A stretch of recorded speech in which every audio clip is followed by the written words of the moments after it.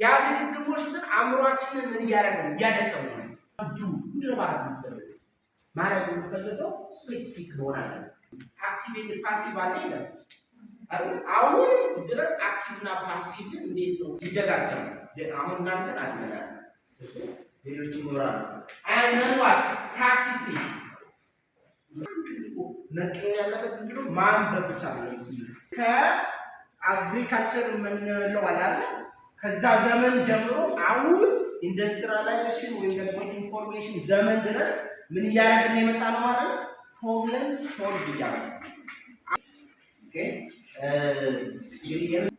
ያ ዕቃ ኦፍ ኮርስ እናንተ ኤክስፔክት ታደርጋላችሁ ይገዛው ይለው ማለት ወይም እናንተ አጠቃላይ ገንዘብ ሲባል እንሰማለን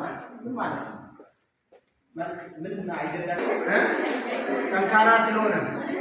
እያንዳንዳችን በህይወታችን ውስጥ ወይም የየራሳችን ኢንዲቪጁዋል ካራክተርስ አሉ